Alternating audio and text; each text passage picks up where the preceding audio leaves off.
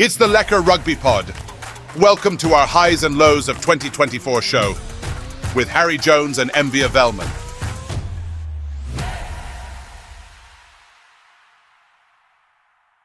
How's that? We thought we'd end the year with a bit of a highs and lows of 2024, which will be good. And then we're going to have another episode about our wish list for 2025, sort of our resolutions and predictions and the likes. But first and foremost, this has been quite a year. I mean, it started well. It got better. It didn't end that well, but still, it was quite the year, wasn't it? Yeah, it was. And first of all, Merry Christmas to everyone, and all your holidays of choice. This is a great time of the year to look back, and people talk about recentism, and part of recentism is you forget the fun stuff, the joy, and the hilarious parts of rugby, and why we even like this bloody sport in the first place.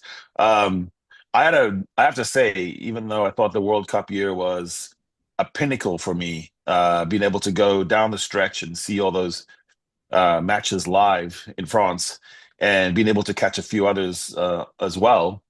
I think this year was one of my most enjoyable years of rugby on a test level. I mean, it's not been very good for me. Western Province Stormers, like I said, the Currie Cup didn't even really happen. And now I'm thinking about eradicating the the ERC for the Stormers. Like, we didn't even participate. But on test level, I was able to go to so many good tests. I went to Edinburgh twice. I got to see the Calcutta Cup, which is an unbelievably special moment when you see the Scottish people beat English and you realize that every team and every nation has one team that they really love beating and they cannot stand losing to. And for Scotland, that's England. I got to go to the Stoop twice to watch the Sharks win the semi-final against Claremont, and then the Stormers to stuff it up against the Quins. But still, it was a great night out. And then I got to, go to the South African quartet, Loftus. I saw you there. You actually rode me to the stadium, which was amazing.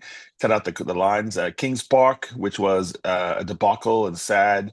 And also, obviously a wonderful place to be, but a sad place. And then Ellis Park, which was off the chain, off the hook. And then post-match, got to do some of the weirdest post-mortem reactions of the year. And then beloved Cape Town, to go home and see something beautiful. And then Dublin, Sydney, 4 All Black tests and 5 Buck tests. So I think I will always look back on this year as a barometer year, a year where I got to really see teams on the rebound. I'm fascinated by Razor and his rebuild of the All Blacks, and to see so many good Buck tests and only have one sad one, it's not bad. So I've always heard that you need to, the key to being happy is to balance your life, to just, always imagine what could have been worst case scenario. This is a really best case scenario year, actually. Here we are looking back on one of the great World Cup reaction years that has ever happened. Yeah, reaction meaning follow-up years, kind of the year where everything falls flat because you're starting from scratch again. Yeah, now I hear you. I just want to clarify something, and I didn't ask you this before. You've got an American accent, Harry, but you're not American. Well, maybe you are American, but also you're actually a South African born and South African rugby player and rugby supporter and rugby commentator, and with a pedigree as long as my arm. Just to clarify that, am I right? Yeah, I've never deviated from that. And, one of our great problems in South African rugby, but probably all in a larger sense in South African culture, is trying to be too persnickety and pure about what is a South African and what is a proper South African. And if you haven't done this and that, and if you're not sitting on a barrel of wine in Cedarburg, chatting with a guy with a boerewors and like that, you're not really a rugby guy. We need to be, it would be nice, for example, if Felix Jones became South African. Like a lot of other countries turn a Pierre Schoeman and a Duan van der Merwe into whiskey distillery Scots with strange accents, and no one questions them if they're Scottish enough. No one's talking to James Lowe and saying, "Are you Irish?" They love those guys, and they adopt them. So I think in some ways, my story is very similar to a lot of the guys I grew up with in Cape Town. I went to school with people from France, from Sweden, from Aussie, from there was a real American guy who came straight from America. and we went on to have life, and we are part of that diaspora. So although I ply my trade, right now I'm in Mexico actually, but I do what I do. I handle scandals and put tough things to bed where they happen, and America has the most scandals and they pay the best. So I'm like a lot of people, like a Marco Massotti or Trevor Noah. We won't use the other guy's name, and we do what we do. But no, I definitely was born, steeped, raised, thoroughly indoctrinated, and in the Western Province, got to play at a high level. Got to play for money abroad in different places, France, Argentina, Uruguay. And even as lately as this year, I've been helping several teams around the world, either with branding or with mall defense or different ways to attack stacked defenses. And one thing has never deviated, and it was so clear when we were at the World Cup and you were in the beer line or the cram sandwich line for a jambon croissant, was when all South African guys would look at each other, crammed like 1 inch from each other. You'd say, "Where are you from?" And the answers were like, "Seattle, yeah, but Potchefstroom," or "Yeah, Birmingham, but I mean from Josie." So we have to come to grips with the fact that if we're going to do this and do it right, we're going to have to also bring the talent and the EQ and the IQ and the rugby know-how back from Edinburgh as well, or from places far abroad. One of our first show, MV, I think, was why do so many South Africans do better abroad? That's the one. And we grappled with it because we were not just talking about players who have a breath of fresh air in Japan and they're just beloved, and so they can do more things and not worry so much about failure. You see how much happier Willie LaRue was abroad than he is at home. He just seems to go into extra grumpy. And we talked about coaching as well. The ability of a Johan van Kraan was always viewed as very limited, set piece guy, kind of dour, kind of, just following in the old man's footsteps. And he's a breath of fresh air in Bath. He was, not that good in Munster, and he kept growing. Franco Smith is one of the great coaches we have nowadays running around. Where did he find his wings? So I think when people say, "What's the path forward and how can we compete in the Champions Cup?" it has to be where you have more open mind, open arms, and not always checking someone's, exact pedigree 7 generations ago. Did they get on a wagon and go up north, or did they, were they born in the Eastern Province, and do they go through enough hardship? There's also people who choose to live in a country and love and choose a country, which is sometimes even better than being born in one, and that can be your best asset. So that's actually one of my wish lists going forward, is that the talent, like, what if Tony Brown just sort of stays forever, becomes a John Robbie? Like, that's cool. Yeah. Like, it makes the country better. And for all those people who kind of have if you're new here or recent here, or you don't have the right accent, get out. It's actually very short-sighted. But it goes deeper than that. If you're commenting on rugby, or you're making a remark or have an opinion, if I pick a random guy off the street and you start talking about rugby, it's one thing. But when you talk about rugby, for example, and you raise an opinion, it's valid. It's not just like you have a history steeped in rugby commentary, writing articles, and I'm trying to establish your credentials here, and you know where I'm going with this. I know my rugby. I've played, like I said, at a high enough level to know what it's like to be a player. I've got, my nose has been broken 3 times. I have 2 concussions. Every single finger except my thumbs have been broken. I've almost had my balls ripped off. So I know what I'm doing when I'm playing.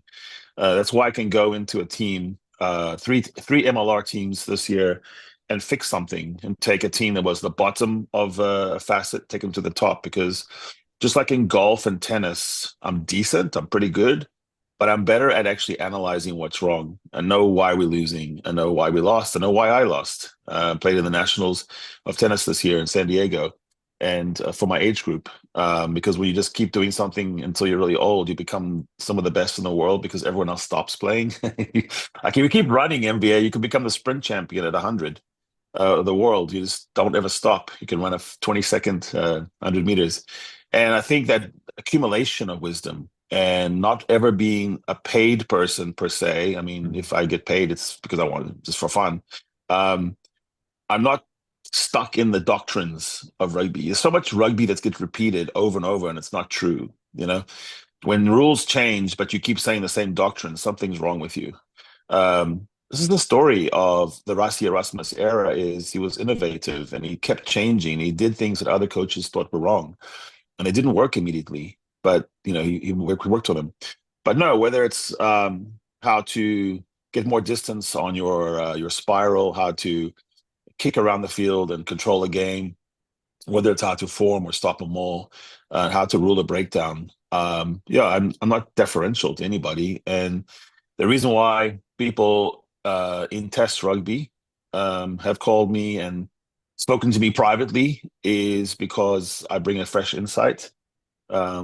Clubs have, again, paid me for my expertise, and what I like about it is I never did it as a professional.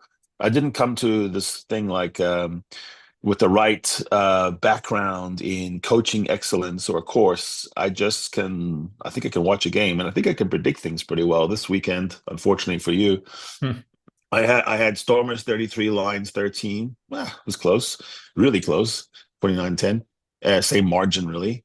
And then I had Sharks 21, Bulls 19. And for a while there, I thought I was going to be exactly on the nose. But again, I understood, who was going to score how much. And so I think that's valuable as well.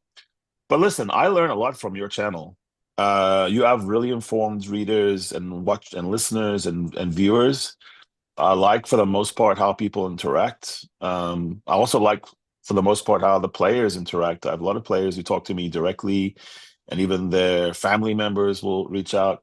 Rugby is still, compared to other sports, a much more well-meaning, friendly, embracing kind of. We've been the most progressive sport. Sorry, guys, I know that's bad to be woke nowadays, but we have included people long before other sports have, and we are not a sport that has to be segmented, where we have to have cops down a line like in English football, where two supporters cannot be. We can sit with anyone. There's no fan base in rugby that we cannot have a beer with, talk about what happened. They welcome you, share your food, share your beer. This is the rugby ethos. And I think that ethos in rugby, whether it's on the pitch, where we've never questioned people's orientation, or we were some of the first sports to embrace that. And women's rugby obviously is very strong as well compared to some sports. I think that carries over into the pod world and the online world. There's some deuces. I mean, there's always going to be, and there's some very thin-skinned coaches here and there. But for the most part, if you're a real rugby person and you love it so much, you like to hear the critique. You actually grapple with it. It's something like our good friend, Johan, steamed, I'm sure. Yes, actually was very much boiling.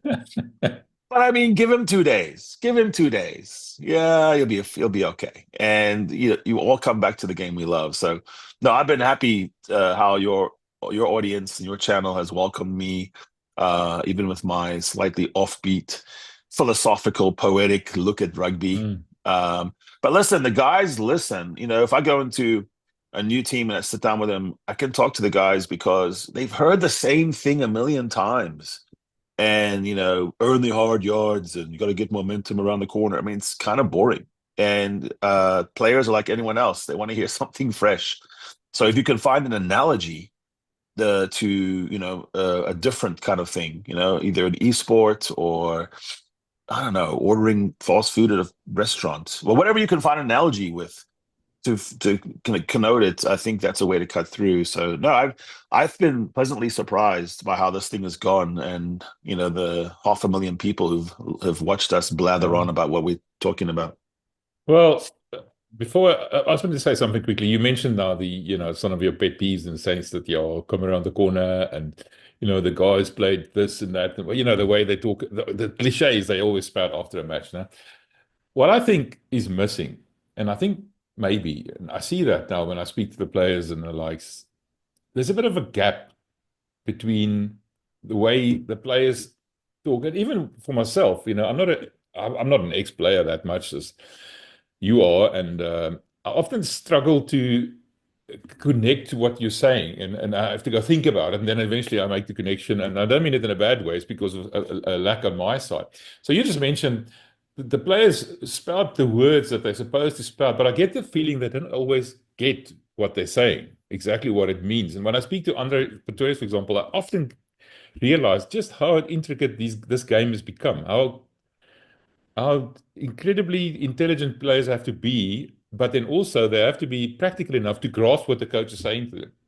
Like you mentioned, for example, the Bulls not being able to, score from multiple entries into the 22 because they have to do X, Y, and Z. But I often wonder whether the players really understand what they should do, what's expected of them. And if maybe the coach talk is here and the players are here, and there's a bit of a, let's put it like this, a comprehension gap almost, like they're not speaking the same language. I kind of wonder about that often. But I think the coaches that do, their squads are getting it more and they're winning. So you look at the top teams, and I think the correlation is more about what you just said than anything else. Can you hear me? Do you know how to adjust inside a game? When the picture is looking different, do we have an immediate ability to go to plan B, plan C? Is Kalen Doris reading the game well enough? Or are the All Blacks shifting inside games late? They weren't, and then they kind of started figuring out. In the French team, can they keep scoring, and how do they keep doing that? I think in Bachland you have 7 or 8 guys who would be captain in a different team, and that wealth of knowledge. And how do you committee that? How does Pollard talk to Sia, talk to Ibn at the same time? What decisions are made? I think these are the things that make teams good on top, is the ability to cut through that gap. Take, for example, scoring in 22.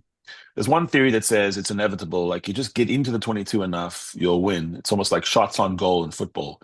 If you have 20 shots on goal in football, hit in anger, and the other team has 3, and you do that every single game, you'll win. And that's probably true because of the law of averages. If the shots are struck in anger and they're on target. If they're weak shots, then maybe you take them apart. Say, make 7 really good shots versus 2 good shots on goal. And that's your stat throughout the season. You will be at the top of the premiership. In rugby, for whatever reason, it's not that simple. And the best analog is to go back to the NFL, is defensive statistics go up when you're closer to the goal line. So the closer you are to my goal line, the better I start defending. Not just because of emotion and saying, oh my God, don't score a try against me or a touchdown, but because in stacked defenses in rugby, we have 30 players on the field. When I keep truncating the space, it gets harder and harder to break it. So everything you had to do to get across the gain line at the 30 or the 40 or the 50 is the same but harder when it's 5 meters out. You've seen it so many times. People pick and go, get turned over. A knock on or a snaffle or something goes wrong, a crossing, and so you come unglued. But even the start of those moves in the 22, so pick on you because the Bulls are part of our big fan base. But the Bulls are getting into the 22 and not scoring, and then the coaches say, "I don't know why," and the players say, "We had so many entries to the 22. I don't know why we didn't win that game." They keep saying the same thing, right? But the quality of line-out ball is terrible. And when you look at the line-out, we all say the same thing, like, oh, the line-out's terrible. The hooker, the lifter missed his lift. And we act like that's complex enough. The 3 things, which is the hook, the call, and then the throw and the lift catch. But that's one. There's so many more things. Like, to your point, you have some line-out callers are really good at making the right call. Like, over the course of a season or the course of a game, some guys can call a lineout that's hard to predict more than others. Some people have tells. So you have to understand that part. And the tells not just from Ruan calling the lineout, it's also from the prop running to the hooker and telling it. Someone like Victor Matfield talked about so many times how he knew where the ball was going just from what everyone's body language was. He was looking at their feet. He was looking at their socks. He was looking at how they tug their shorts before they jump, because people, before they jump, they do something. Second part is some lineout callers, some proper lineout locks, they create space. And they're not even that good at getting off the ground that well. They're not even have the biggest hands or the longest wingspan. They're just good at creating space inside a lineout with those moves before the lineout, with those little jump, feint. Then you have the lift itself, the quality of the lift. If I can really get you right at your hamstring, and on a one-man lift even, but if I can get the right place and I'm stretched all the way up, and I'm already tall, and you're really tall, and you have long limbs, that is almost impossible to contest. If Eben lifts Archie as high as Eben can lift Archie, and Archie is at full stretch, who's going to take that line out? There's all these little nuances, and then it's the quality of the catch to the number 9 or the hooker on a maul transfer, that speed. So if you do everything at optimum level, and it's quick, the jump, the catch, the land, and the transfer, you're gonna score a lot in the 22. So we sometimes look at the next part. Well, actually, let's look at why the line out was stymied, because the throw was wobbly, the lift wasn't really great. There was a contest, and when you came to ground, you had to wait for 2 more seconds before the ball got to the 9. Everything slowed down. All the defenses got shoved. So I think a guy like Dwayne Vermeulen or these players that go from player to coach, yeah, they get it. It's the ability of them to communicate with a 22-year-old guy or a 35-year-old guy who's really grumpy and yelling all the time, to slow him down and go, hey, I get it, but stop talking to the ref right now and talk to us, and let's renew our attack. I think attacks that are inside the 22 should always come away with points. That's the reality of rugby. If you have to get a drop goal, do a drop goal. If you think of a card as a point, kind of make sure you get the card on someone else. No, I think rugby is light years ahead of what it was 10 years ago, and it's the smart teams. Yes, you got to have pace, power. Yes, you have to have size, grunt, but it's the harnessing of that into a plan that wins, a quarterfinal, semifinal, final. That didn't come down to us having bigger, stronger, quicker players than the French. It was that we put the ball in the right places. We kicked to the right people. We got the scraps. And every single time the Blocks were in the 22, you knew they were coming away with points.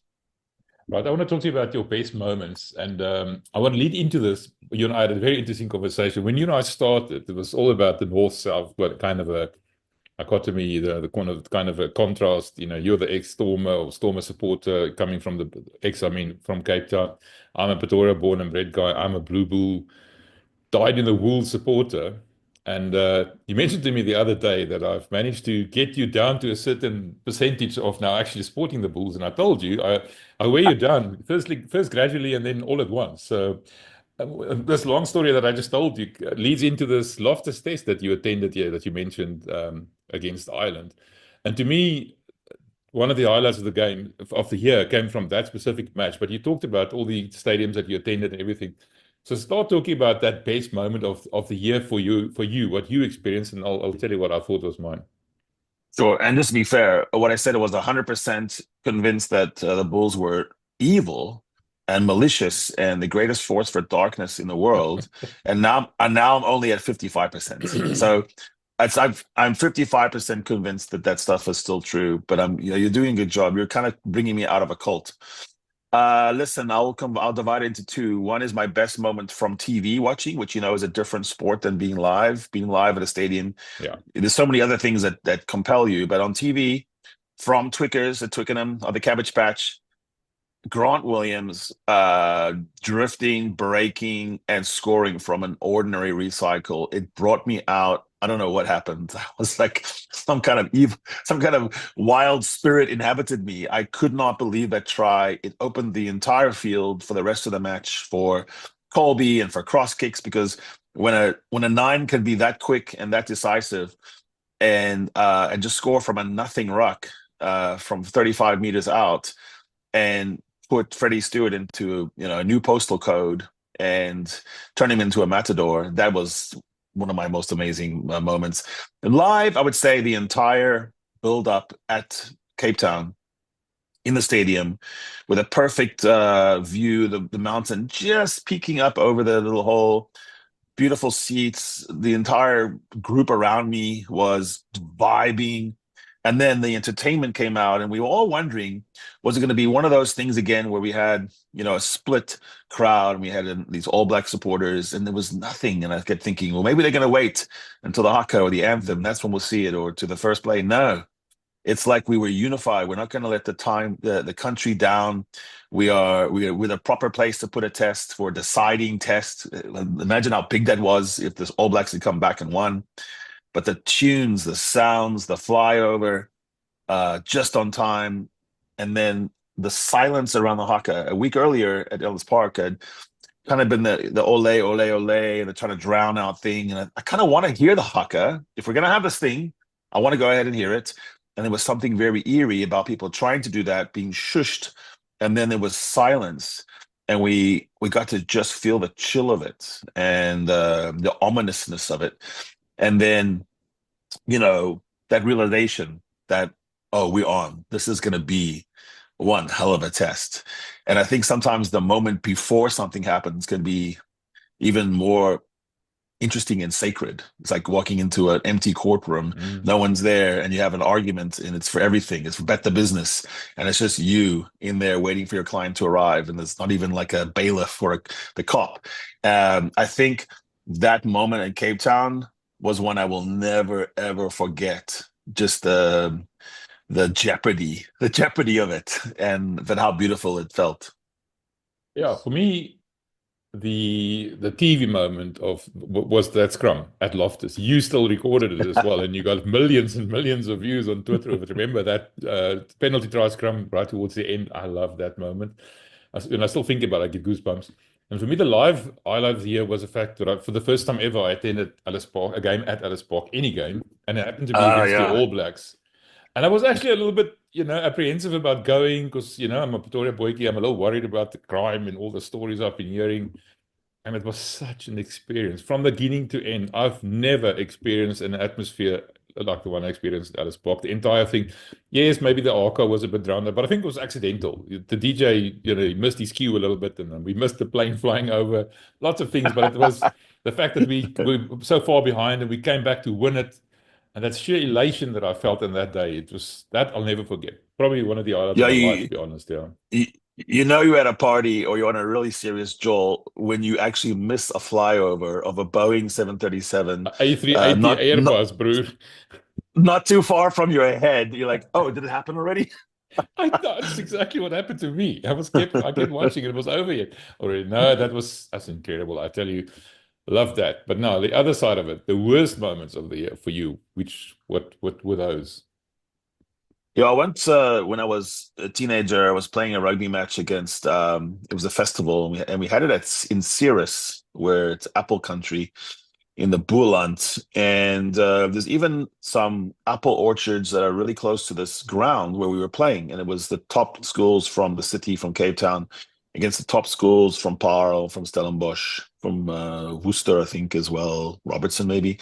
Just teams from all over. We were playing in the final, and we got drubbed.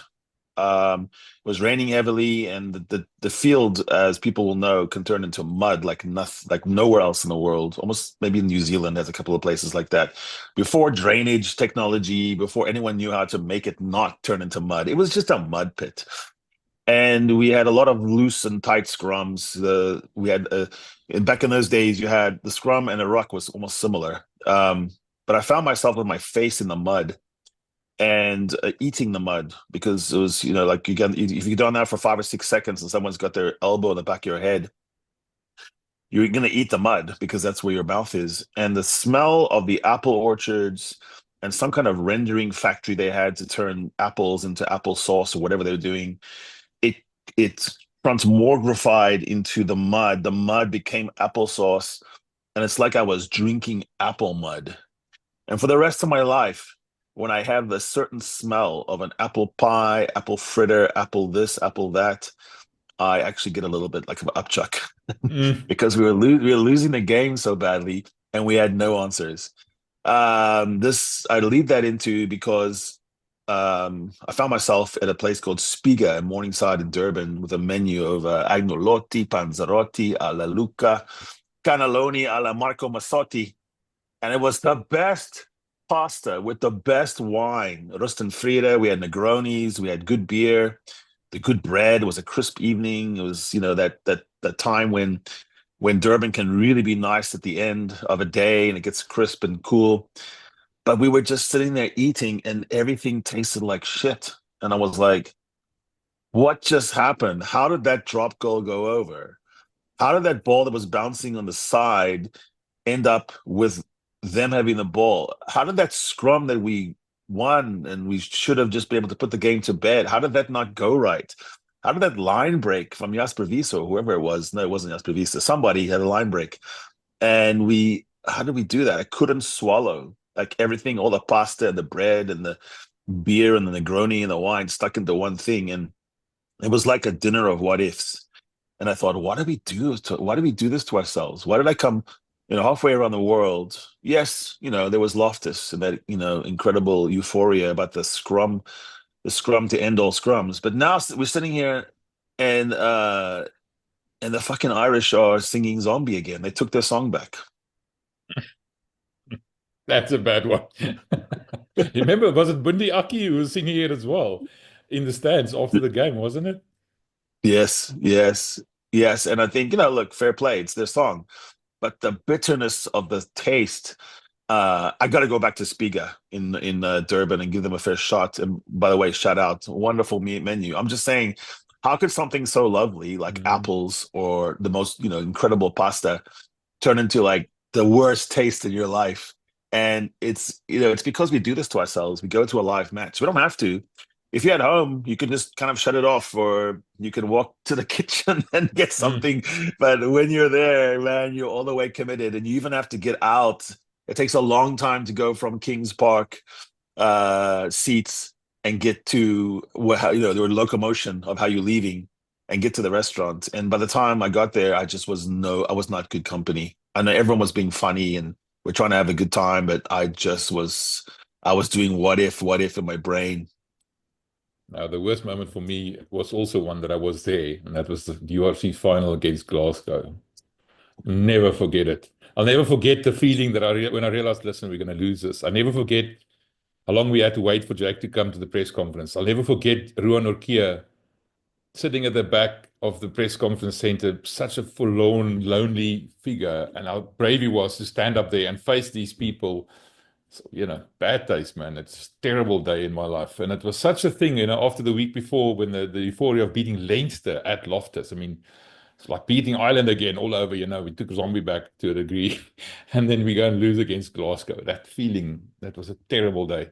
Not a good day in my life. But anyway. Yeah, never finish second in a pancake eating contest, So it's almost better if you get knocked out in the semis or the quarters. If you're going to go all the way to the final and it's on your home patch, 1 week after Andrew Porter, Dan Sheehan, and Ty Furlong were shunted by your incredible front row. By the way, how good is the Bulls front row nowadays? But you proper Bulls again on the scrums. There was this period of time about 7, 8 years ago where there was no scrum in Loftus, and now there is again.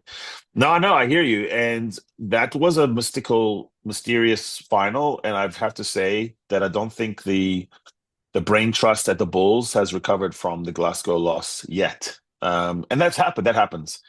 And the really honest coaches who write autobiographies, they acknowledge that there are some losses that just stick with you, not only because you were supposed to win, but because it's not altogether clear what Franco did in that game.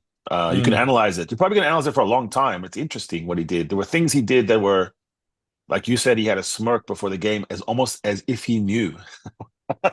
Yeah, and after the game, he had an even bigger smirk. He was sitting there with Carl Stein next to him and had his ski goggles on. I don't know if you remember Carl Stein, because they were at this sort of ceremony Champagne. after the man. No, that wasn't good. I didn't enjoy it. And on that subject of, not having recovered yet, I think to a large degree the Bulls fan base hasn't recovered either. That's probably why the heat is so high at the moment. People still feel that, they should have won that. But what people forget is we were in the final. Make no mistake. 2 out of 3 years we were in the final. Anyway, we're not here to talk about the Bulls. Funniest moment, Harry. What was the funniest moment of the year for you? Yeah, so being sent to the sin bin is a big thing in sport, and we always constantly trying to change certain safety parameters in rugby and what can we do. And so, the idea of being carded is a big deal. You're sent to the sin bin. You're on the naughty chair, and you make sure that the We chair is know about strong. that. We know about that, Harry. We're being sent to the sin bin.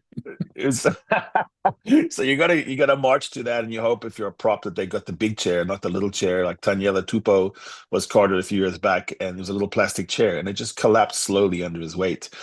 But I thought it was quite humorous to go into experimental rugby, and Japan and America both do some really funny things around rugby because they're not bound by tradition. So the Chicago Hounds is an MLR team, and if you're carded at the Chicago field, the players have to go sit in a doghouse because it's the Hounds. And they literally sit in a man-sized dog kennel for the entirety of their 10 minutes or their 20 or their whole. And so I was thinking about what could be funny is the Stormers could use a wind tunnel. You sit there and it's just kind of like one of those industrial blasts. It's like taking away So the blow wave your there, can blow a bit in the wind. Yeah. Yeah. The Crusaders, I think, could kind of launch you from a medieval trebuchet or something where you get hurled in the air. You could at Loftus, you could actually have to run with the bulls. You could have some bulls live in a little a little shoot. Chasing him up and down. Yeah. At Montpellier, in France, what you would do is you'd sit on a chair and then a Russian mafia guy comes and sits next to you and just says, "The Ferrari's gone." And just starts whispering to you about all the different corruption and bribes that have gone away. Sorry, France. I love you, but don't sorry, really. not sorry. Yeah, there we go. No, for me, the funniest moment, without a doubt, was that game against Portugal. And you also, one of your videos again on X that had several million views, where Argia was sort of nonchalantly swatting off 5 Portuguese players around him. I'll never forget that. Remember that one? It was quite funny. I love that. He looked like he was amused, and they hunted like a pack. I guess they're called the Lobos, like wolves. So they did a good job of bringing him down in the end. But geez, he's one of those guys that just plays a different kind of rugby. Watching him at Leinster nowadays is he just runs amok. If he's running down the center of the field, if you're a fullback, what do you do? Like, what do you like? You want to tackle that guy? Like, he's going to offload, but you kind of have to pretend that he's not going to. Unbelievable. He looks happy there, though, doesn't he? More than he did at Munster. I think he's a roamer of the world. He's a bit like me. I think he likes. I think Vikings were kind of like in their blood was to roam the world. That's why we even know about the Vikings, is because they invaded places and they stayed. They went to Normandy. They went to Sicily. They went to Newfoundland in North America. Yeah, the Vikings roam. I think Archie is a guy who wants to have a good jaw while he's making good money, playing good rugby. When he's fit, he's one of the top locks of the world. Like literally, if I was picking on quality alone, not durability and all that, I would say you put Eben and Archie in a second row. I think that's the best second row in the world. I'll also be happy if I have a super private clause in my contract that no one can talk about. You remember that Leo Cullum wasn't allowed to talk about. Yeah, I think Jake White wants one of those clauses right now. Tell me about the opposite of that, your unfunniest moment. I was at the pool match, so I'm going back a year, but I'm coming back to this year. With the pool match in Paris, where Ireland beat us on the mall, where the ball was not available, but it was available, but it wasn't. And I was taking train transport with a good friend of mine from New Zealand, Jeff Parks. So Jeff and I were taking the late train. The game started so late in France, and so you were at midnight going back to the city. And the entire car was full of these pale green, pale-faced Irish. And they were singing revolutionary songs. They were singing songs about, destroying your mother, whatever. But they came back to Zombie. And so they were singing that thing, and the thing got stuck in my brain, and it was horrible. And then, you have to take it, grin and bear it. There's nowhere else to go. You're not going to change cars. It's packed. So I'm sitting there, and there's a great picture of me kind of just enduring it. So then, at Loftus, I always thought it was kind of weird to turn it around and be so fixated on the Rasi. But yeah, that's where it went. So we sang that at Loftus, and that was fun. And then the unfunniest part was Craig Casey, and as you alluded to, Bundy Aki a week later. And it'll be a long time, guys, before we get to settle the scores. We have unfinished business still. The title for the series was Unfinished Business, Redemption, whatever. We're still there. That was super unfunny to to see Craig Casey in his jockeys and Bundyaki drunk as a skunk singing that song again. I was like, I'm tired of the song. Actually, I don't even want to sing it anymore. I just want to beat Ireland. That's like a tug of war over the Rassie Zombie song. Who owns it at the moment? And the thing is that we're going to play them in Ireland next time. I mean, it's not going to be the same. We're not going to be there to sing it. So we just have to beat them, and hopefully, the song comes home, kind of thing, where it belongs. Yeah, exactly. All right. The battle of the song. It's funny. No one would have predicted that it would battle over the zombie song. Yeah, can you imagine?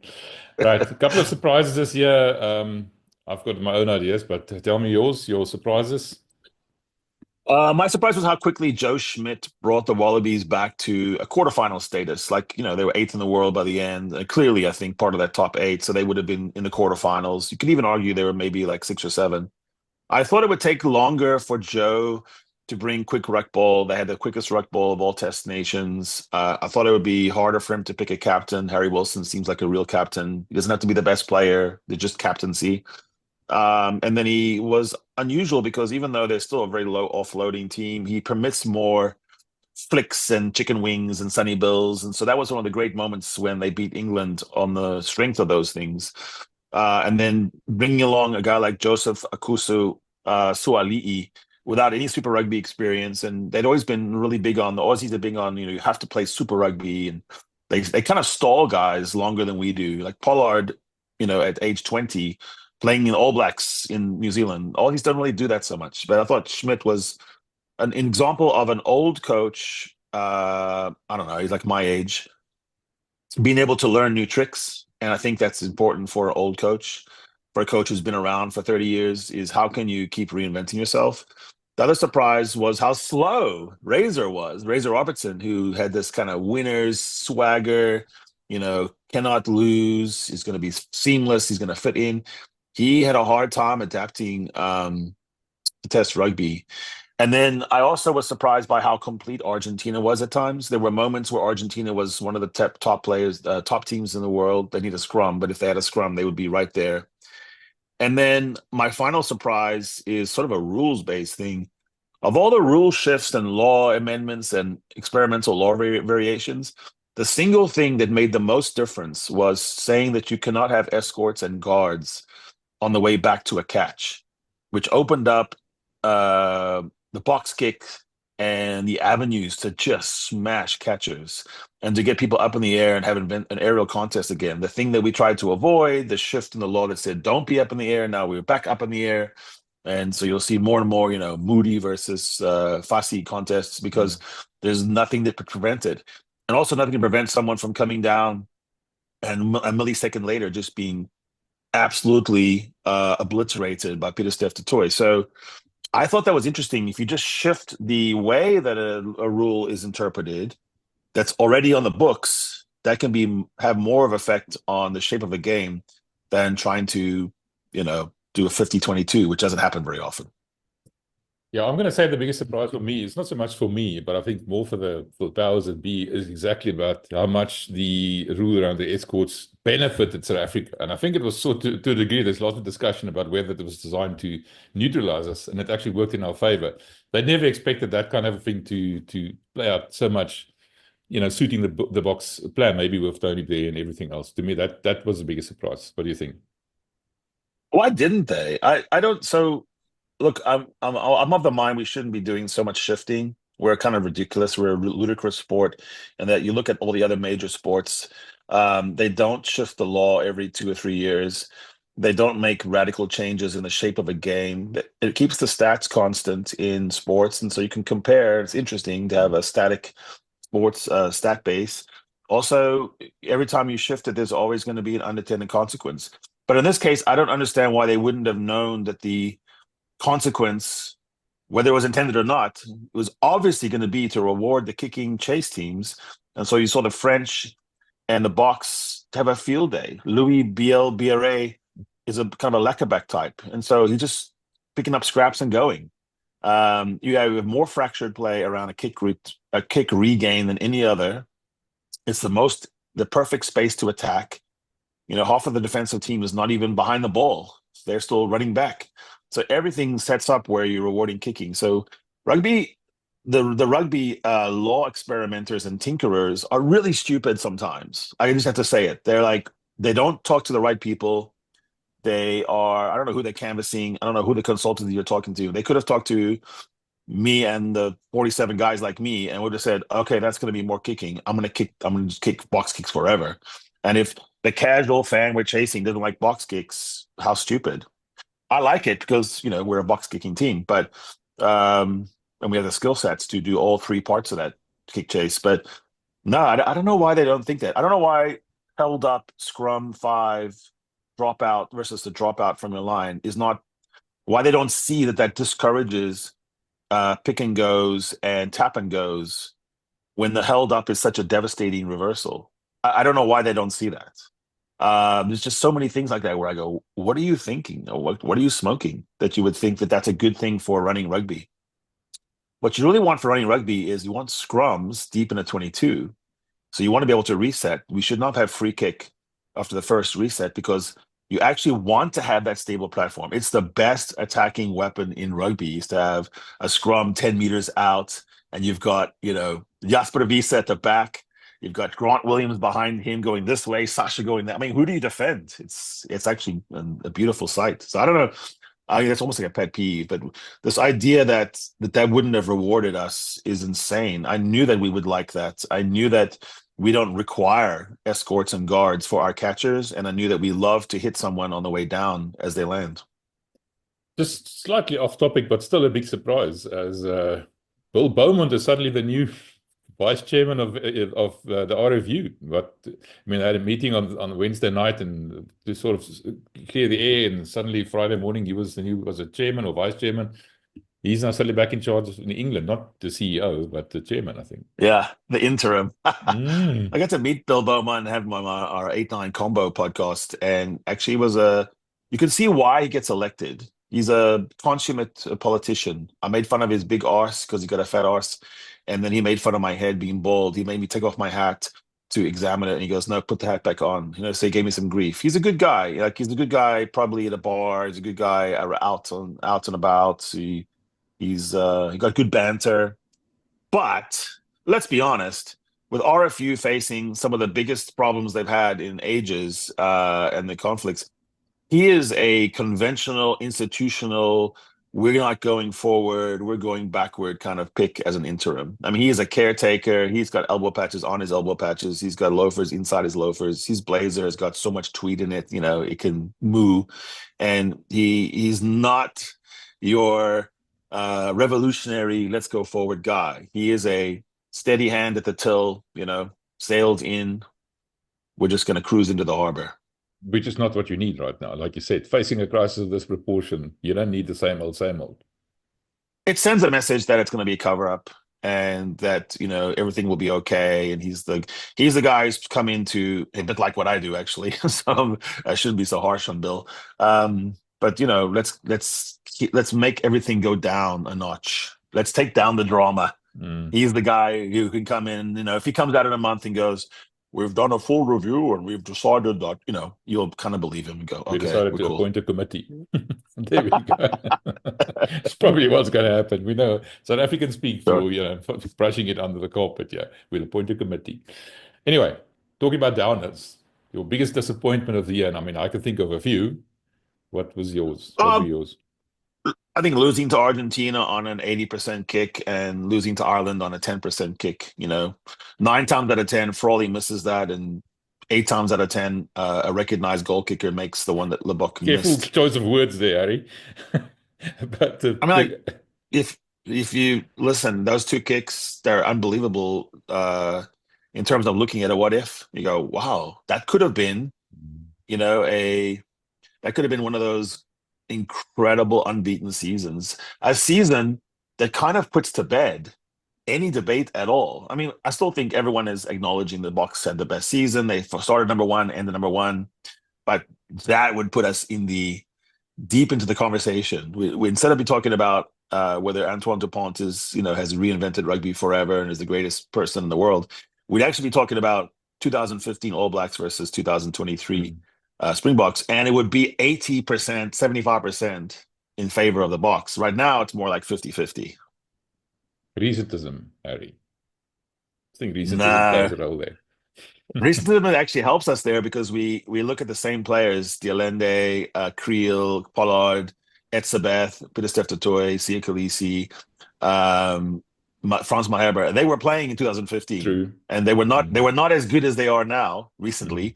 And they were playing against a team that was the best ever at their best ever peak. And they lost by 2 in the rain in Twickenham in a match where it could have gone either way. So now, and listen, I'm not saying we were robbed because that's stupid to say that. Steve Henson should shut his mouth. My point is how close it is when the All Blacks now and New Zealand people are bitching and moaning. That game, you can go to that game and you can see 5 things that could have gone the other way. So, I mean, really, they could have. Jerome Kano's forward pass that wasn't looked at, the neck roll that wasn't really a neck roll, a number of things, scrum penalties that didn't make sense. So I'm just saying, if you look at it now, you would say those 2 teams are worthy adversaries. It kind of makes sense, actually, in the long history of the game. The All Blacks and Springboks would have always been the best. It kind of makes sense that as rugby got better and athletes got better and the tactics got better, that the best teams of those 2 teams would be kind of recent. They would be, in this century, in this decade. Yeah. It's actually shocking. You published a video during the course of the year as well. Game, I think it was 1986 somewhere. The All Blacks, I can't remember who it was. Was it the Cavaliers versus the Springboks or something? It's just ridiculous. No, it was proper. Yeah, it was a touring New Zealand team. Yeah, that played the Springboks, and the names, you would like, these are proper superstars. Yeah.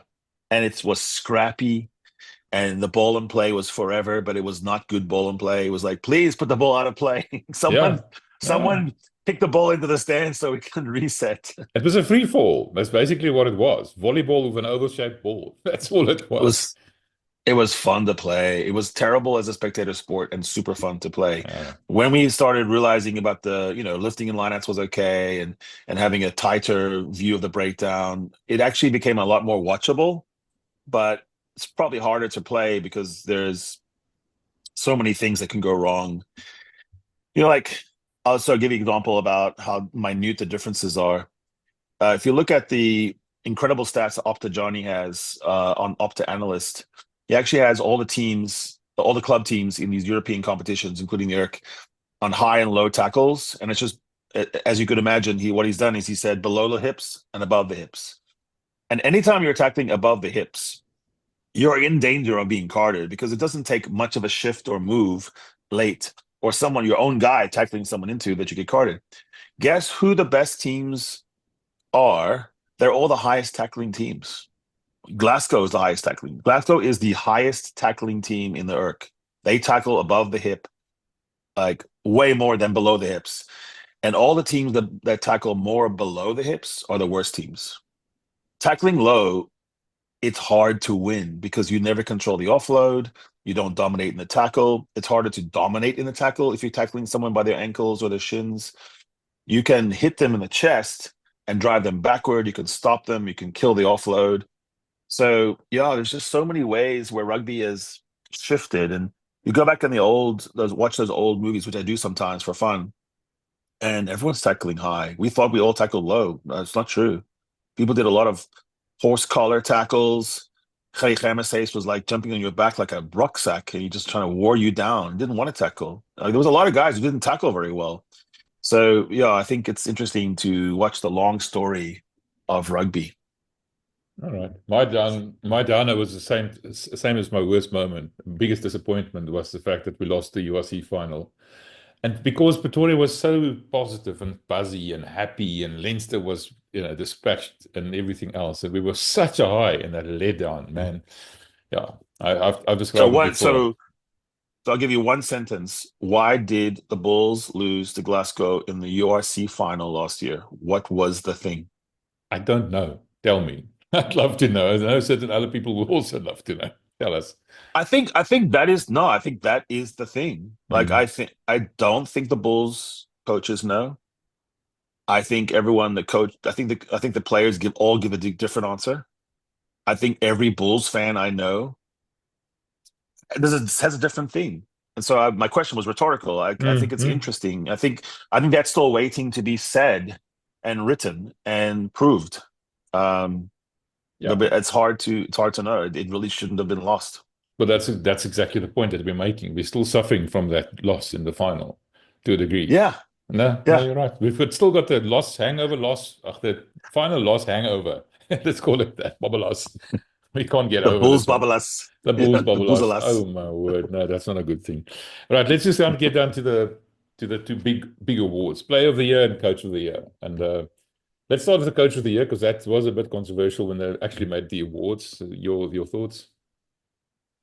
No, I think it's the least controversial thing. If you're just going with who was the coach that had the most daunting task to pull off, which is you come off of a World Cup win, you have talking about bubble-us, you have a crazy hangover. It's hard to get people to go back to the mountaintop when they've been stripped, dried, shredded, couldn't eat this, didn't do that. Most of them are carrying pretty severe injuries that they were pretending they didn't have. And then you jump back on the horse and you have to play a highly motivated Ireland. All Blacks, thirsting for revenge. You're getting everyone's best game. Everyone's up for you. Everyone can fix their season by beating you one time.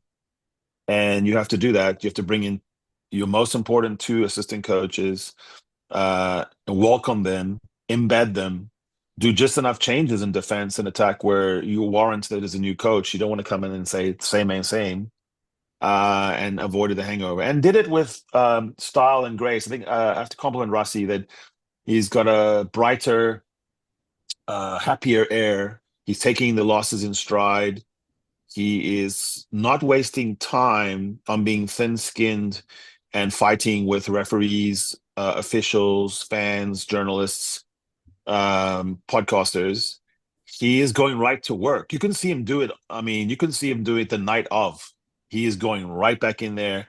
And so he's, of all the coaches in the world besides Andy Farrell, I think Andy Farrell and Rassie Erasmus, both are being the best at not taking things personally, understanding why they lost, not sitting here months later not knowing why Glasgow beat the Bulls. They know. I think Rassie knows each time why they lost.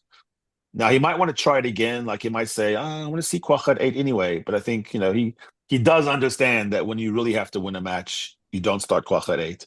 But that was an experiment he did.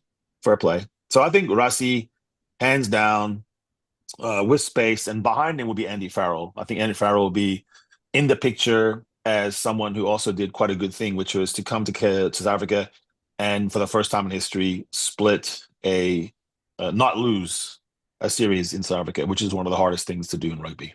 Just talking about coaches, you've been silently agitating for someone like Heineke Meyer to step up and take the job at the Stormers. There's a couple of mentions about maybe Felix Jones. Just as an aside, what do you think of those possibilities for the Stormers? I would love Felix Jones. Yeah, he hasn't done it yet. So I don't know if he has the head coach personality, but the reason why I'm advocating for set piece guys like Van Graan or Meyer is what ails us, why we're losing, even though we did pound the Lions yesterday, and did it like with ease and grace and charm, is we're the best scrum, the most penalty generating scrum in the competition, and we're playing what Ringo calls what does he call it, the goof troop. Like when the ball goes out of the scrum and goes to the backs are they're competing for doing the stupidest thing in the world, the silliest things, like what are doing cross kicks behind the poles to someone who then has to fight their way out of the in goal area. I mean, bizarre. We're just not playing proper rugby. And so I kind of wanted to go back to proper rugby for a couple of years, a turnaround coach, a coach that's not good for the long haul. I don't think you want to have a Van Graan or Meyer in Cape Town for ages. It's not really the right fit. But for a 2-year turnaround, kind of like Eddie Jones did a couple of times, but he's not good at the long haul. I think Jake's got a bit of that turnaround in him too. There's turnaround coaches. They are a special tool. You use them to take a thing that's not working and you make it work. And then you got to say goodbye because their personality sometimes is too sour. And or it's just not good enough for the Cape Town vibe. But right now we need to be boring. We need to have a boring 2-year approach where we, feast on our line out and scrum. It should be the two set pieces that rule the world. I think that's true. I think the line out for Stormers has been very good, by the way. JD Schickerling is one of those guys I've always wondered why he didn't get higher honors. I hope he does. Best stats in the URC now, good line out stats. Yeah, and he's such a good line out caller. He creates space for himself, and he also is a very large unit. But he's a smart kid. I think breaking his neck and coming back from it has made him a different player, and that it's not just all brunt and grunt. I do think there's something there. Yeah, I don't know. I think what I'm worried about is the win over the Lions will be like a false positive, and everything's fixed. It's great. You talked about our very first podcast. One of the things that we discussed in that podcast, apart from Johan van Graan and South Africans doing well abroad, was the whole debate about the greatest of all time. So I'm getting them back to the play of the year, which is important to me. And certain of our fellow rugby pundits sort of got a bit of tunnel vision, I would think, when it comes to Antoine Dupont. To me, a great player, but not in this year specifically, definitely not the World Rugby Player of the Year. And he wasn't even nominated. But what would you say in terms of, number one, what would your criteria be to be the best player in the world? And then who would that be? Oh, okay. Yeah. Well, I would never go into a GOAT discussion ever until people are long gone. The career has to be finished. So I think jumping the gun is one of the worst things. Plus, the DuPont cult always invents a straw man. They say, oh, so you're saying he's shit? No, we're not saying he's shit. He's a very wonderful player with incredible skills. What we're saying is that you cannot use club rugby, which has salary caps that are 10, 15 times different in nature, and playing behind, a dominating two packs as equal evidence, or sevens, as equal evidence for a quarterfinal, a semifinal, a final. And it's not even like we're arguing that you have to be there. We're saying if you're French, you have to be there because the French have the resources. So it would be unfair to say that Sergio Parisse for Italy was not a good player because, he didn't get there. Italy's never going to get there. But the French in a home World Cup, it was the ultimate litmus test to whether he could outduel Faf de Klerk and Cobus Reinach. And he didn't. He got outdueled.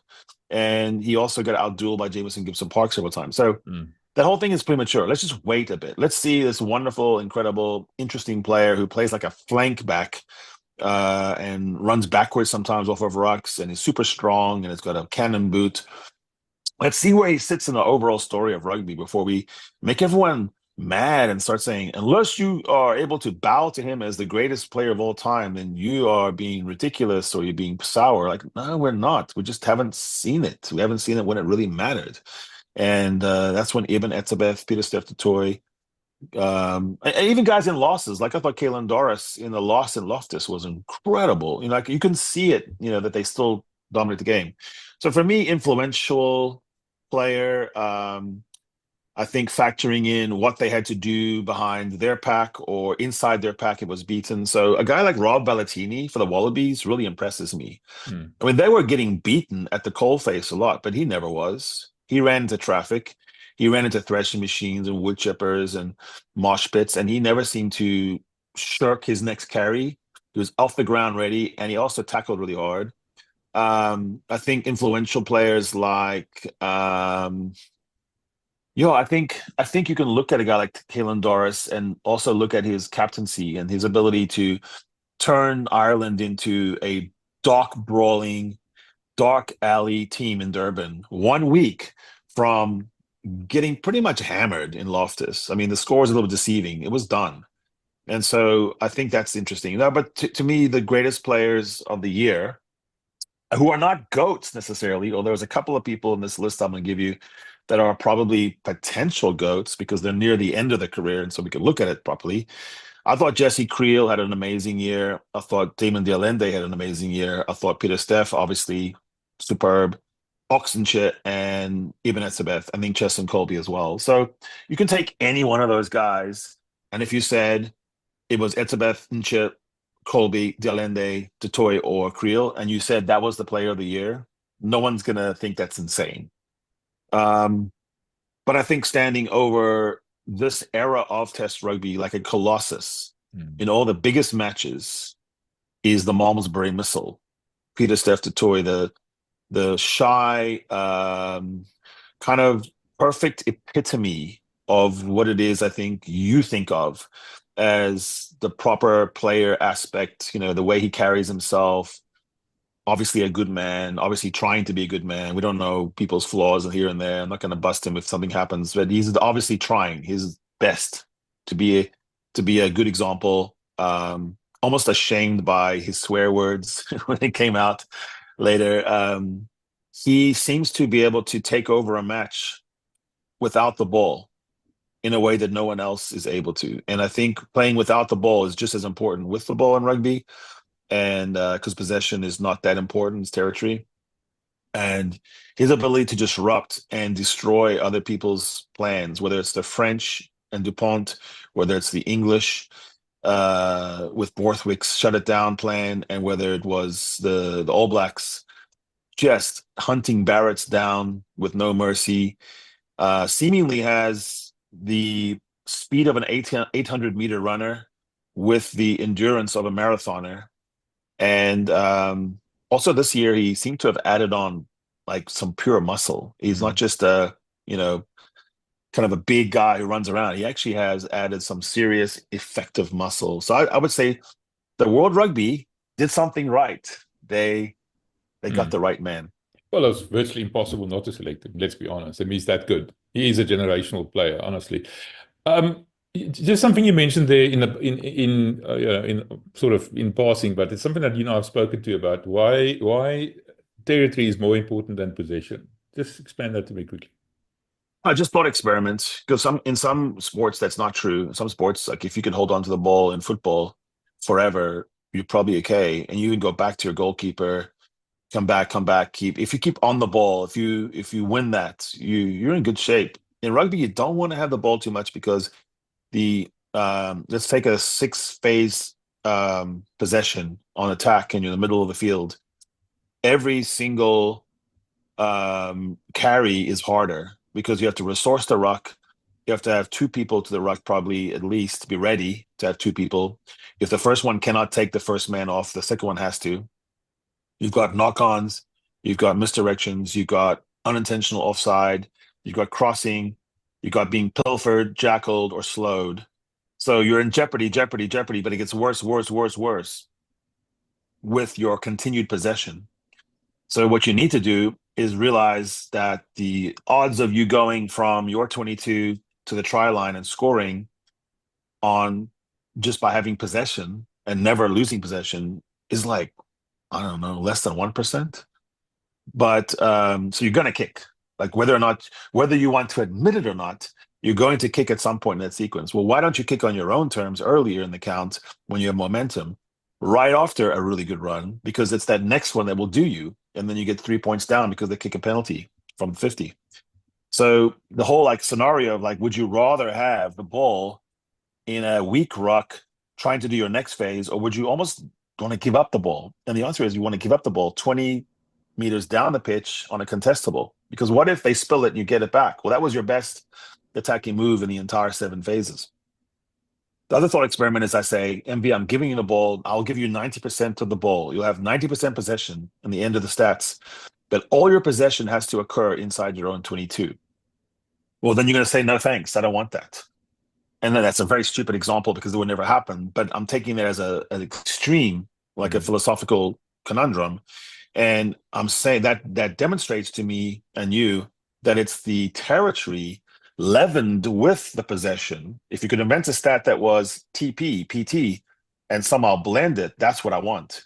Because I really don't want possession in my own 22, and I want a shitload of possession in yours, but I don't really want it if it's ineffective. So you want to make sure that you understand how territory and possession, but rugby is a territory game. It's territorial, it's militaristic, it mimics the wars that were being fought, and the people in Eton and Rugby High School, college in England were being trained to fight. It was trenches, high positions, siege warfare. And so if I can just make the whole game be played, whether or not I have possession, don't care, if I can make the entire game be played in your half, I will definitely win the rugby match. Yeah. Well,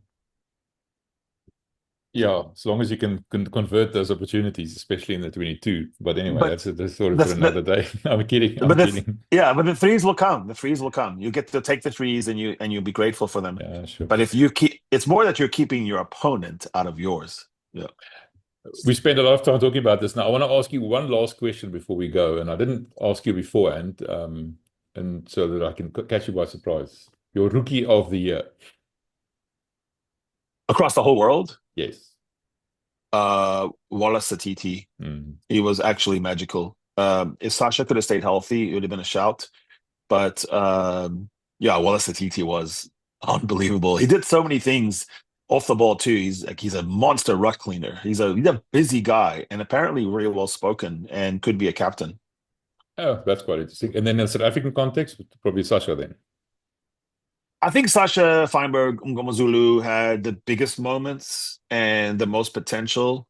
I thought that Ruan Nortje, if he's considered a rookie, probably got the most out of his talent and his body. I think he could still be a little bit bigger body and work on that a little bit, but he was unbelievably good right when needed. And yeah, I think that was special. No, I think when you look at it, I wanted Honeycomb to have more time in the saddle as a buck, or we could be talking about him. But between the two of them, Sasha and Cam, you're looking at two guys that could be the best back and the best forward if they can just stay healthy. And that's a problem for both of them, by the way. I know. And on Cameron playing 6 yesterday for the Bulls. I look confused. It's hard to comment on him as an individual playing 6. I still think that's a position that he might want to be at long term. See how his career goes, but it didn't look right. The Bulls looked at the same time yesterday overcoached and underprepared, if that makes any sense. Overcoached in the sense that everyone's looking up to the box to see if they're in trouble with the coach. But underprepared in the sense that they don't seem to be prepared for weird scenarios. We're back to the scenario painting, where, I mean, they can say all they want. The Bulls coaches can say they do go through scenarios. And I would say, apparently you're not going through enough scenarios. So maybe that's it. Like you're being too conservative about the 3 or 4 things that could happen instead of the 17 things that can happen every time you're in a 22. All right, Eddie, thanks for that. Appreciate it. There was a lekker overview of the year. I think it was one of our better years. And I think 2025 is going to be an even better one. And we're going to have a special show on that as well that we're going to publish next close to New Year's Day as well. Look forward to that. Cheers, man.